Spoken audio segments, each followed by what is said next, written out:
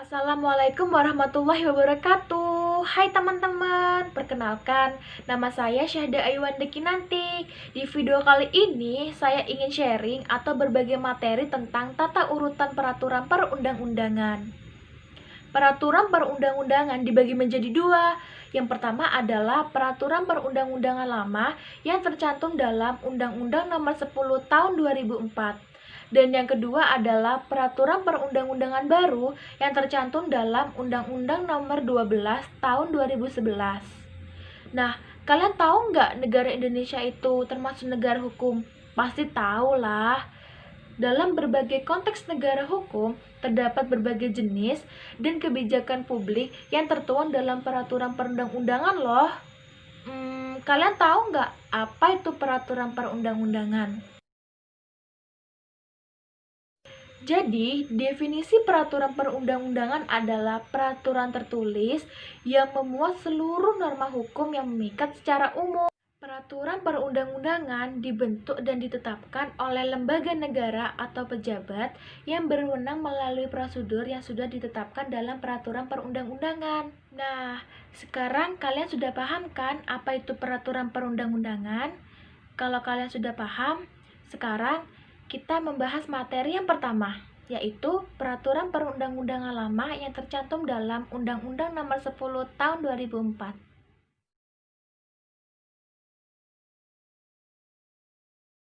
Apakah kalian masih ingat urutan peraturan perundang-undangan yang tercantum dalam Undang-Undang Nomor 10 Tahun 2004? Apa ya? Dalam Undang-Undang Nomor 10 Tahun 2004, urutan peraturan perundang-undangan yang pertama adalah Undang-Undang Dasar 1945. Yang kedua adalah Undang-Undang atau Perpu. Yang ketiga adalah Peraturan Pemerintah. Yang keempat adalah Peraturan Presiden. Dan yang kelima adalah Peraturan Daerah. Nah, peraturan daerah itu meliputi pertama, Peraturan Daerah Provinsi, kedua adalah peraturan daerah kabupaten atau kota, dan yang ketiga adalah peraturan desa atau setingkat. Oke, sekarang kita langsung lanjut ke materi yang kedua ya. Materi yang kedua adalah peraturan perundang-undangan baru yang tercantum dalam Undang-Undang Nomor 12 Tahun 2011. Berdasarkan Undang-Undang Nomor 12 Tahun 2011, maka jenis dan hierarki peraturan perundang-undangan diatur sesuai dengan urutan yang paling tertinggi. Kalian tahu nggak apa itu hierarki? Hierarki itu apa ya? Nah, pada penjelasan pasal 7 ayat 2 Undang-Undang Nomor 12 Tahun 2011, yang dimaksud dengan hierarki adalah penjenjangan setiap jenis peraturan perundang-undangan. Kalian tahu nggak tata urutan peraturan perundang-undangan Nomor 12 Tahun 2011? Tata urutan Undang-Undang Nomor 12 Tahun 2011 sebagai berikut. Yang pertama adalah Undang-Undang Dasar 1945, yang kedua adalah Ketetapan Majelis Permusyawaratan Rakyat, yang ketiga adalah Undang-Undang atau Peraturan Pemerintah Pengganti Undang-Undang, yang keempat adalah Peraturan Pemerintah, yang kelima adalah Peraturan Presiden, yang keenam adalah Peraturan Daerah Provinsi, dan yang ketujuh atau yang terakhir adalah Peraturan Kabupaten atau Kota. Oh iya, saya lupa. Saya di sini juga ingin menambahkan dua materi tambahan lagi loh. Tadi kan kita udah mempelajari dua materi tuh. Jadi yang materi ketiga itu adalah perbandingan antara Undang-Undang Nomor 10 Tahun 2004 dan Undang-Undang Nomor 12 Tahun 2011. Dan untuk materi yang terakhir atau yang keempat adalah kesimpulan. Oke, sekarang kita bahas materi yang ketiga ya. Kan materi ketiga itu kan perbandingan tentang antara Undang-Undang Nomor 10 Tahun 2004 dan Undang-Undang Nomor 12 Tahun 2011. Kalian tahu nggak apa perbandingan di antara keduanya? Perbandingan yang pertama adalah materi muatan yang harus diatur di dalam undang-undang. Pada Undang-Undang Nomor 10 Tahun 2011, materi muatan tersebut berisi tentang 1. Hak asasi manusia, 2. Hak dan kewajiban warga negara, 3. Wilayah negara dan pembagian daerah.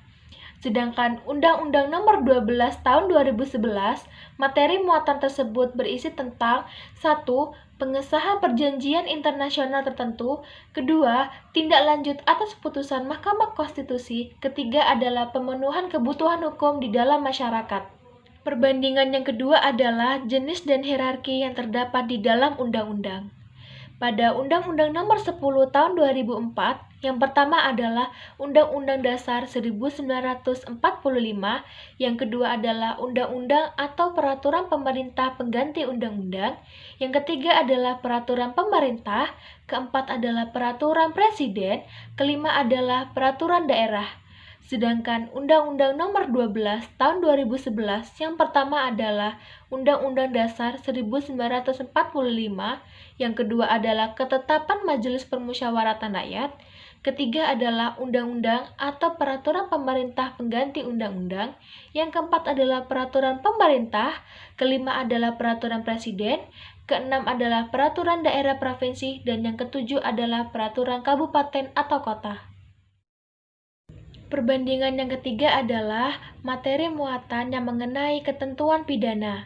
Pada Undang-Undang Nomor 10 Tahun 2004, materi muatan yang mengenai tentang ketentuan pidana hanya dapat dimuat di undang-undang dan peraturan daerah. Sedangkan Undang-Undang Nomor 12 Tahun 2011, materi muatan yang mengenai tentang ketentuan pidana hanya dimuat di dalam undang-undang, peraturan daerah provinsi, atau peraturan kabupaten atau kota. Nggak kerasa ya, kita sudah memasuki materi terakhir, yaitu materi kesimpulan. Jadi, menurut pendapat saya tentang Undang-Undang Nomor 12 Tahun 2011 tentang peraturan perundang-undangan sudah berjalan cukup baik. Karena peraturan perundang-undangannya lama yang tercantum di dalam Undang-Undang Nomor 10 Tahun 2004 pernah terjadi ketidakpahaman, ketidakseimbangan, atau ketidakjelasan.